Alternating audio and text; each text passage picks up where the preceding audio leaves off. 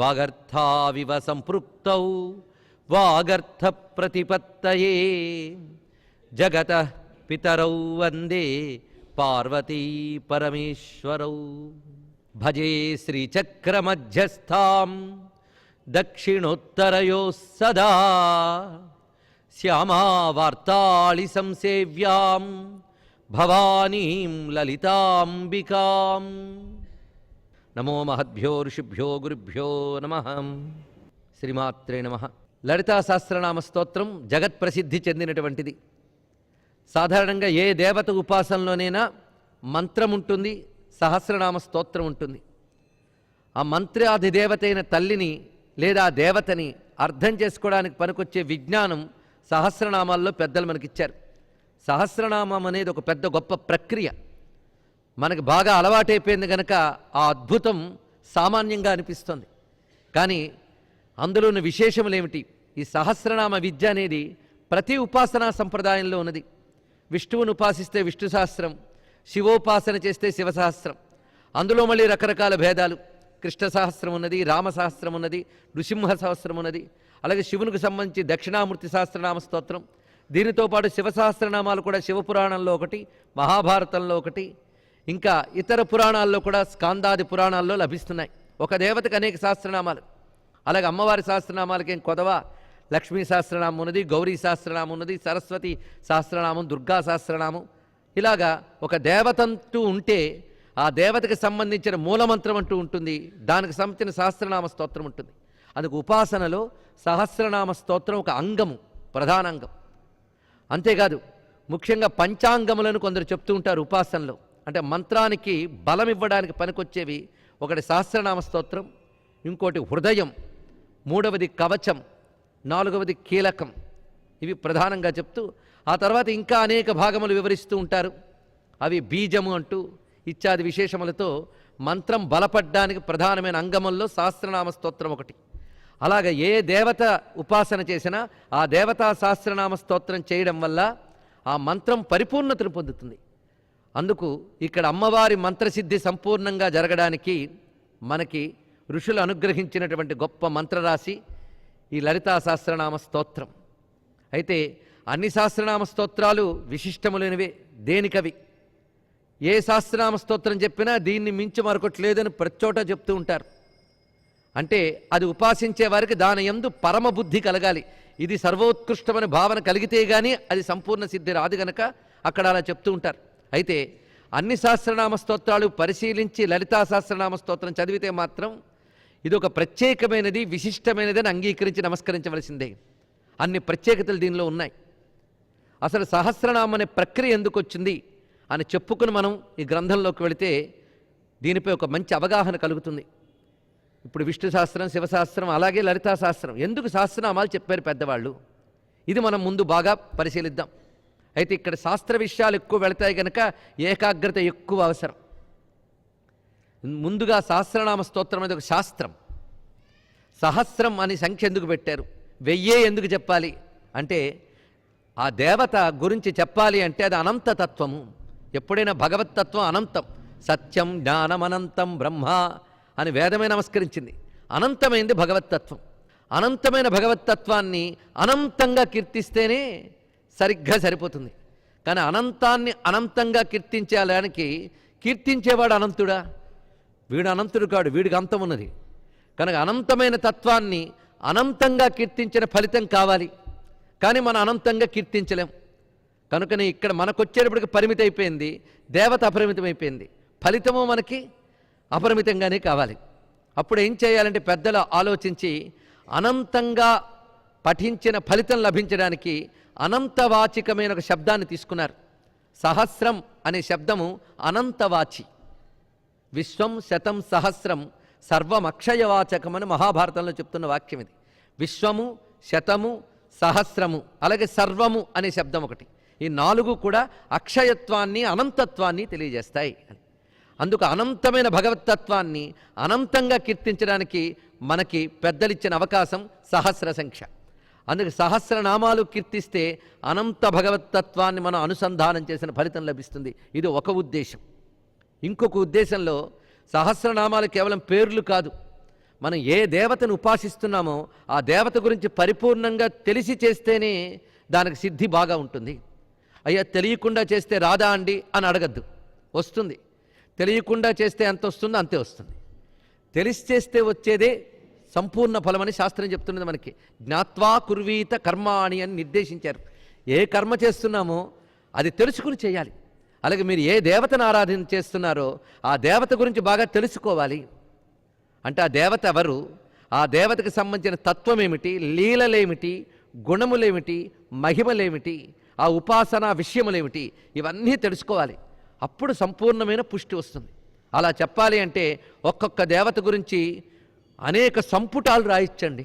అన్ని సంపుటాల జ్ఞానం పొంది మన మనస్సులో పొందుపరుచుకోవాలి అంటే మనకంత శక్తి ఉంటుందా? అందుకే అంత సంపుటాల జ్ఞానాన్ని ఒక్కొక్క నామంలో ఇమిడ్చి పెట్టేస్తారు. అలాగా ఒక్కొక్క నామంలో ఆ దేవతకి సంబంధించిన ఒక్కొక్క జ్ఞాన అంశాన్ని నిక్షిప్తం చేసి పెడతారు. అలాగే సహస్రనామములు కూడాను ఆ దేవతకి సంబంధించిన విజ్ఞానాన్ని 1000 నామాల రూపంతో ఇచ్చిందని అర్థం. అందుకే 1000 నామాలకు అర్థం తెలుసుకుంటే ఆ దేవత అంటే ఏమిటో పరిపూర్ణంగా అర్థమైపోతుంది. అందుకే ఏ దేవత ఉపాసనలైనా సహస్రనామములు వాటి అర్థం తెలుసుకుంటే సంపూర్ణ దేవతా జ్ఞానం లభిస్తున్నది. ఇది రెండవ ఉద్దేశం. సాధారణంగా శాస్త్రాల్లో 2 రకాల గ్రంథాలు ఉంటాయి, సూత్ర గ్రంథం, భాష్య గ్రంథం అని. సూత్రం అంటే ఆ శాస్త్రజ్ఞానాన్ని సంక్షిప్తంగా ఒక చిన్న వాక్యంలో దట్టిస్తారు. అది దట్టింపే, సామాన్యం కాదు. ఒక చిన్న బాంబు లోపల మందుని ఎంత దట్టిస్తారో ఆ సూత్రం లోపల చాలా విజ్ఞానాన్ని దట్టిస్తారు. అది మేధావులైన వారికి బాగా అర్థమవుతుంది. మిగిలిన వాళ్ళకి అందులో ఉన్నదాన్ని వ్యాఖ్యానించితే స్పష్టమవుతుంది. అందుకే సూత్రం అర్థం కావడానికి భాష్యం కావాలి. అలాగే సూత్రము భాష్యమని రెండిటి ద్వారా శాస్త్రం బాగా తెలుస్తుంది. అలా మనకి అన్ని శాస్త్రాలకి సూత్ర భాష్యాలు 2 ఉన్నాయి. వేదాంత శాస్త్రంలో బ్రహ్మసూత్రాలు ఉంటే దానికి శంకర భాష్యం ఉంది. అలాగే ప్రతి శాస్త్రానికి సూత్ర గ్రంథం, భాష్య గ్రంథం ఉంటుంది. అలాగే అమ్మవారి ఉపాసనకు సంబంధించి సూత్ర గ్రంథం ఏదయ్యా అంటే లలితా సహస్రనామ స్తోత్రమే సూత్ర గ్రంథం. ఇందులో ఒక్కొక్క నామం, ఒక్కొక్క సూత్రం. ఈ సూత్రాన్ని కానీ మనం జాగ్రత్తగా పట్టుకుని వ్యాఖ్యానం చేసినట్లయితే అమ్మవారి విద్య అంతా సంపూర్ణంగా తెలుస్తుంది. అందుకు బ్రహ్మ విద్య తెలుసుకోవాలంటే బ్రహ్మసూత్రాలు, శ్రీ విద్య తెలియాలంటే సహస్రనామ స్తోత్రం. ఇది ప్రధానమైన అంశం. అందుకే శ్రీ విద్యకు సంబంధించిన సంపూర్ణమైన విజ్ఞానాన్ని సహస్రనామ స్తోత్రంలో నిక్షిప్తం చేశారు. అందుకు ఇక్కడ 3వ అంశంగా చెప్పుకుంటున్నాం. ఈ స్తోత్రము సూత్ర గ్రంథము. ఇది ఇలా లలితా సహస్రనామ స్తోత్రాన్ని 3 కోణాల్లో మనం పరిశీలించాం. ఇలా మనకు పెద్దవాళ్ళు 1000 నామాలతో భగవజ్ఞానాన్ని అందించారు. ఆ జ్ఞానాన్ని సంపుటాలతో ఉంటే గుర్తుపెట్టుకోవడం కష్టం, కానీ నామాలతో ఉంటే గుర్తుపెట్టుకోవచ్చు. అనేక మంది పుస్తకాపేక్ష లేకుండానే సహస్రనామాలు చెప్పగలరు కదా. అంత సులభంగా మనకి అమ్మవారి విజ్ఞానం నోటుకొచ్చింది. ఎప్పుడో ఎక్కడో ఒక చోట ఏకాంతంలో కూర్చొని ఏ ఒక్క నామాన్నో దగ్గర పెట్టుకుని మననం చేస్తూ ఉంటే అందులో ఉన్న భావమంతా బయటకు వస్తూ ఉంటే అమ్మవారు అర్థమవుతారు. అది ఎలా మననం చేసుకోవాలో మనం ఇక్కడ చెప్పుకోబోతున్నాం. ఒక్కొక్క నామాన్ని మననం చేసుకుందాం. ఈ సహస్రనామ స్తోత్రాలకి అనేక భాష్యాలు ఉన్నాయి. చాలా పెద్దలు అనేకములైనటువంటి ఉపాసనా రహస్యాల్ని, వేదాంత శాస్త్ర విజ్ఞానాన్ని కూడా ఈ భాష్యాల్లో మనకు అందించారు. దొరికినంత మేరకు ప్రామాణికమైన భాష్య గ్రంథాలన్నీ మథనం చేసుకుని వాటి నవనీతాన్ని ఇక్కడ ఆస్వాదిద్దాం. ముఖ్యంగా అవతారిక, సహస్రనామ స్తోత్ర అవతారిక చాలా విశిష్టమైనది. ఎలా వచ్చింది సహస్రనామ స్తోత్రం? ఇది ఎవరికి ఉపదేశించారు అంటే చాలామందికి తెలిసిన విషయమే. ఇది హయగ్రీవ స్వామి వారు అగస్త్య మహర్షికి ఉపదేశించినటువంటి బ్రహ్మ విద్య. ఈ విషయం ఎవరు ప్రస్తావన చేస్తున్నారు? వ్యాసదేవుడు బ్రహ్మాండ పురాణంలో ఉత్తర భాగంలో ప్రస్తావన చేస్తున్నారు. అయితే కేవలం అక్కడ సహస్రనామ స్తోత్రం మాత్రమే లేదు, లలితాదేవికి సంబంధించిన అనేక విషయాలు అక్కడ చెప్పబడుతున్న హయగ్రీవ స్వామి వారి చేత. ఆ చెప్తూ మధ్యలో చెప్పారు సహస్రనామ స్తోత్రాన్ని.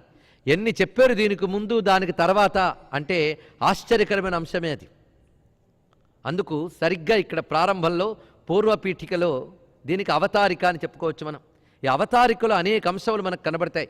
ముఖ్యంగా ఒక విద్యను ముట్టుకునే ముందు దాని విలువ తెలియాలండి. తెలిస్తే మరింత ఏకాగ్రంగా శ్రద్ధగా వింటాం. అందుకు ఒక విషయం చెప్పేటప్పుడు ముందు దానిపై శ్రద్ధ కలిగించి చెప్పాలట. శ్రద్ధ అంటే ఏంటో కాదు, దాని మహిమని శాస్త్ర ప్రమాణాలతో చెప్పడమే, దానిపై మనకు విశ్వాసం కలిగించడమే. ఇదే శ్రద్ధ కలిగించడం అంటే. ఆ శ్రద్ధ కలిగించడానికి అవతారికి చాలా మనకి పనికొస్తుంది.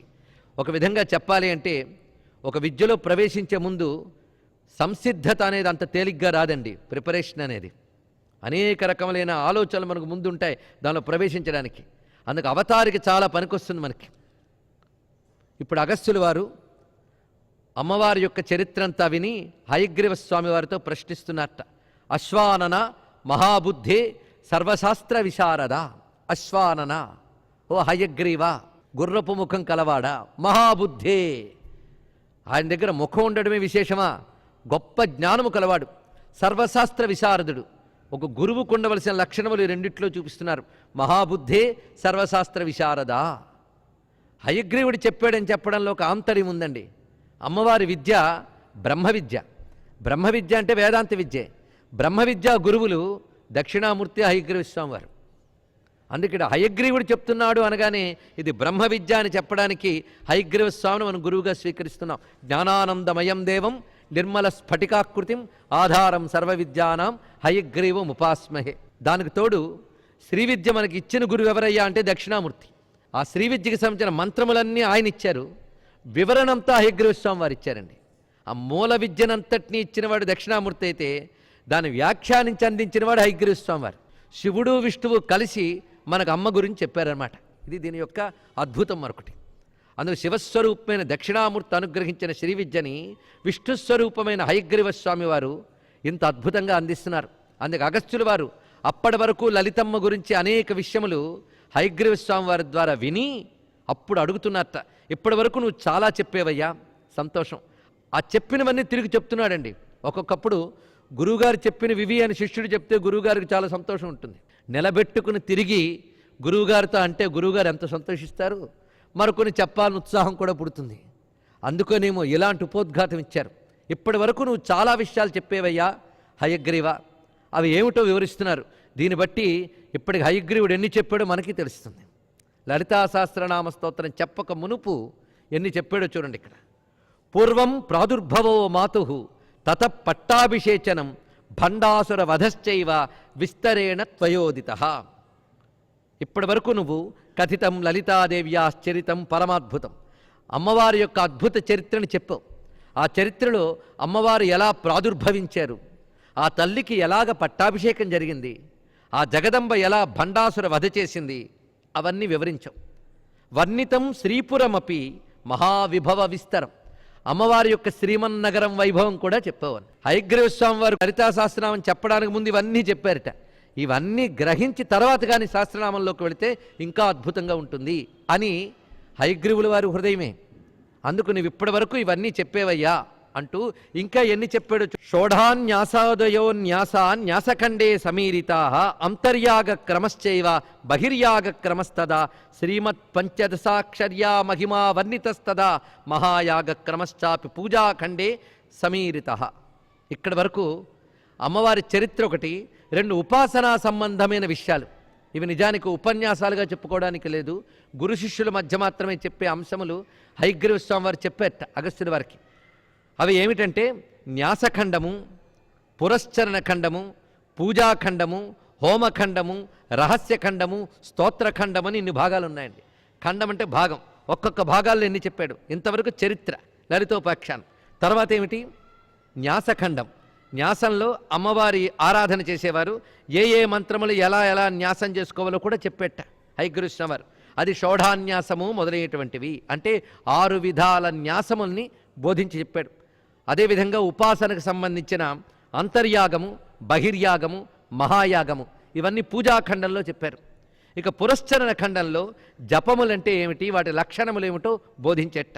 ఇక హోమఖండంలో అమ్మవారి హోమం ఎలా చేయాలి, ఆ హోమద్రవ్యములేమిటి, ఆ చక్రరాజ్యం యొక్క విశేషాలేమిటి, ఇవన్నీ చెప్పారు.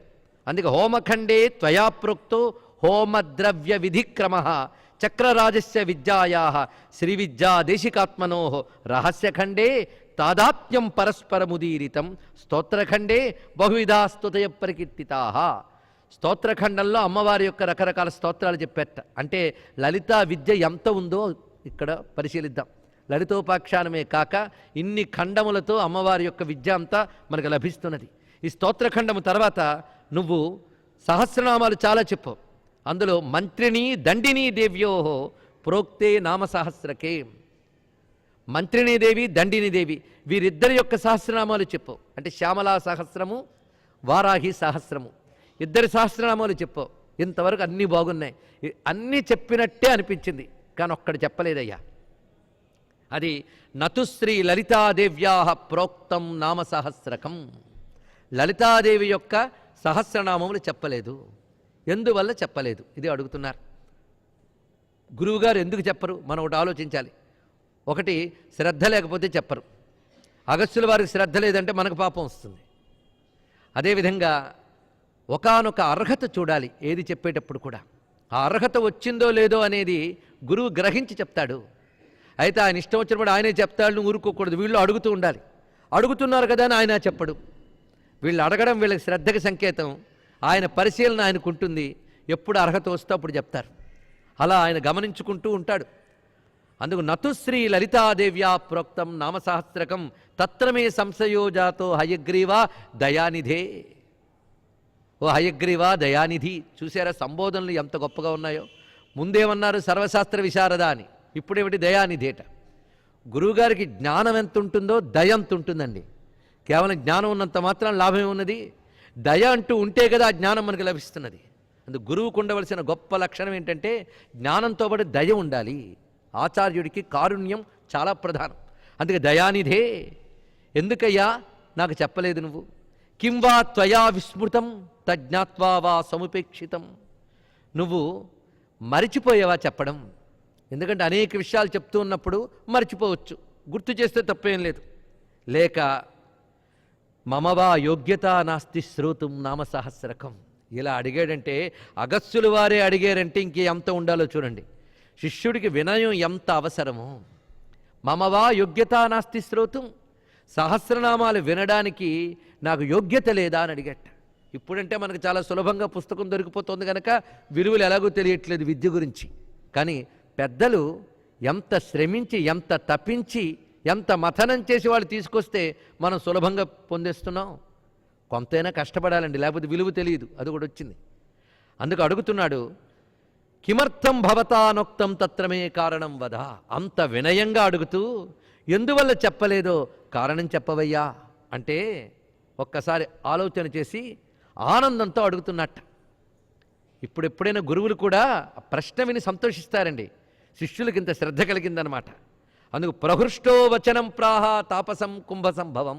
ప్రహృష్ట బాగా ఆనందించి అంటున్నాడు మహానుభావుడు హయగ్రీవ స్వామి వారు. లోపాముద్రాపతే అగస్త్య. ఇదేం సంబోధన అండి? వాళ్ళ ఆవిడ పేరుతో పిలవడం.